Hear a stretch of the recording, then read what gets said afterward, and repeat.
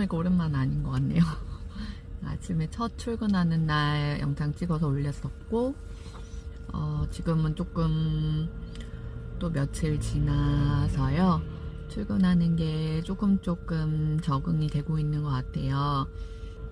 좀 편하게 집에서 있다시피 하다가 딱 나와서 그 고정된 스케줄을 소화하고 또 운전하고 왔다 갔다 하니까 아무래도 그 따가움이 막 올라왔었어요. 그게 이제 어쨌든 면역이라는 거가 뭐 피곤하면은 당연히 이제 안 좋겠죠? 그러다 보니까 그 조금 따가움이 많이 올라와가지고 퇴근하면 거의 막 자다시피 하는데도 좀 너무 따가워서 힘들었고, 지금도 사실은 그 부분이 좀 힘든 상태인데, 여러 또 이렇게 경험해보셨던 분들의 말에 의하면 시간이 지나면 좋아진다고 하시니까 꾹 참고 좀 기다려보려고 혼자 애를 쓰고 있어요. 오늘은 사실은 원래는 촬영할 생각은 없었는데 갑자기 얘기하고 싶은 부분이 생겨서 이렇게 영상을 찍게 되었고요. 어떤 거냐면 그 댓글로 영상 보신 분들이 아니면 최근에 진단받으신 분들 이런 분들이 문의를 많이 주시는 게 조금 몇 가지로 압축이 되더라고요. 그래서 제가 이제까지 올린 영상에 이런 부분이 좀 부족하게 설명이 됐구나라는 생각이 들어서 오늘 이제 촬영을 해야겠다 마음을 먹었고요. 어떤 내용이냐면 간단해요. 왜 척수염은 진단을 하기까지 시간이 많이 걸리냐, 결국에는 왜 입원을 하고 뭐 치료가 몇 달씩 걸린다고 호텔에서 얘기를 하시니까 처음에 이 진단을 접하시는 분들이 굉장히 좀 당황하셔서 많이 물어보시는 것 같아요. 이게 척수염이라는 게 그렇더라고요. 결국엔 척수라는 곳에 염증이 생긴 게 척수염이잖아요. 척수는 뭐냐 하면, 척추는 그 소위 말해서 이제 대나무처럼 그 척추가 있고 그 척추 안에 구멍이 있다고 해요. 그래서 그 안에 이렇게 그러니까 척수액, 뭔가 이제 몸에 필요한 액체가 그 척수가 굉장히 온몸에 퍼지면서, 온몸에 이제 신경을 퍼지면서 많은 역할들을 하게 되는데, 그 흐르는 척수에 염증이 있느냐 없느냐를 먼저 그 척수액을 추출해서 검사를 하게 되는 걸로 알고 있어요. 그리고 그것도 검사 결과가 바로 나오느냐, 아니고 또 어디에 의뢰를 해서 거기에서 이제 그 판단을 받는 것 같고요.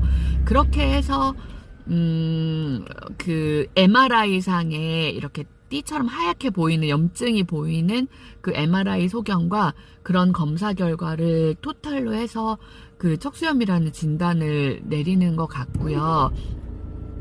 또 척수염 안에서 어떤 사람은 다발성 경화증, 어떤 사람은 뭐 제가 지난 영상에서 조금 언급한 적은 있었는데, 그 척수염 안에 결국에는 3가지 갈래가 있는데, 그 갈래에 어떤 갈래냐에 따라서 치료 방법이라든지 이런 부분이 달라지기 때문에 척수염을 진단받으신 분들은 그 3가지 중에 어떤 거에 해당하는지를 꼭 검사를 하시는 것 같아요. 그게 이제 피 검사를 통해서 그 뭐 혈액을 뭐 어떻게 배양시켜서 내 몸에 어떠한 항체가 있나, 그거를 검사하는 과정이 그 피를 뽑고 기간이 뭐 일주일에서 열흘 정도 소요가 되더라고요. 그래서 일주일에서 열흘 정도 소요가 되기 때문에 일단은 입원을 해서 그 염증을 잡는 치료를 보통 그 고용량 스테로이드를 주입을 그 주사를 맞는데, 그 주사를 짧게는 뭐 3일, 5일 뭐 경과에 따라서 그건 이제 의사분들이 처방을 해주시는 날짜만큼 그거를 매일 한 병씩 아마 맞게 될 거예요. 그래서 보통 그 검사 결과 나올 때를 기다리면서 그 스테로이드 주사를 맞는 것 같습니다. 그래서 사실은 만약에 의심소견이 나서 입원을 할 경우에 일단 MRI 촬영, 이제 날짜 잡아서 촬영해야 되죠. 그 다음에 척수액 검사해야 되죠. 그리고 그거에 따라서 만약에 석수염 진단이 나오면 그 3가지 항체에 대한 검사까지 하려면 기본적으로 이 병을 진단 만드는 데까지 필요한 시간이 그 정도 소요된다 라고 보여지고, 그 다음에 2번째 제가 또 드리고 싶은 얘기 중에 하나가 뭐였냐면, 그 척수염이라는 거 있잖아요. 사람마다 증상은 너무너무 천차만별인 것 같아요. 기본적으로 뭐 눈에서부터 발끝까지 신경이 가는 곳에는 모두 다 이 염증이 돌아다니면서 문제를 일으킬 수 있는 거거든요.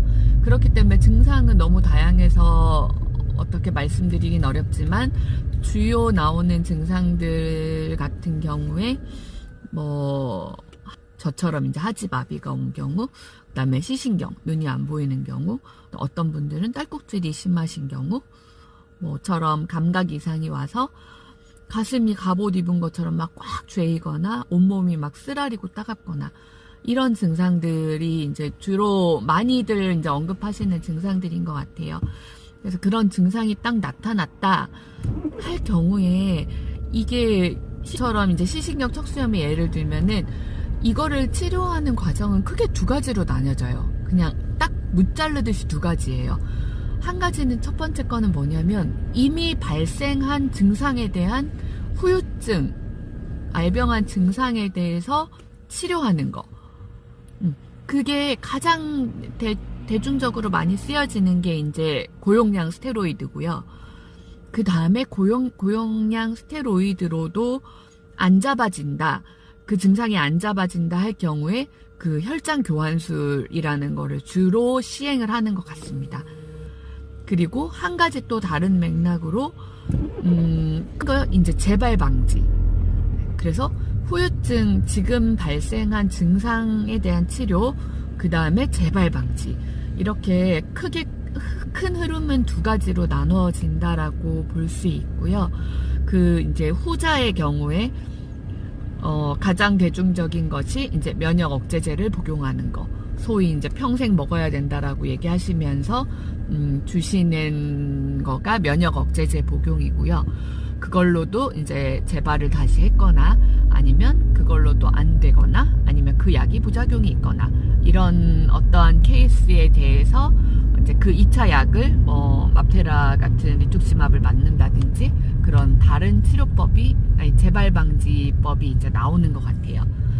그래서 막 이제 처음 이 증상 하시는 분들 막 검색하실 때 여러 가지 막 용어가 나와서 조금 헷갈리시거나 어려운 경우가 있으실 텐데, 제가 기본적으로 말씀드린 이 틀에서, 물론 병원마다 조금씩 차이는 있겠지만 큰 틀은 비슷하다는 거는, 제가 신경과를 2-3군데 문의를 하고 제가 직접 겪고 한 케이스로 그 안에서 크게 범주는 벗어나지 않는 것 같아요.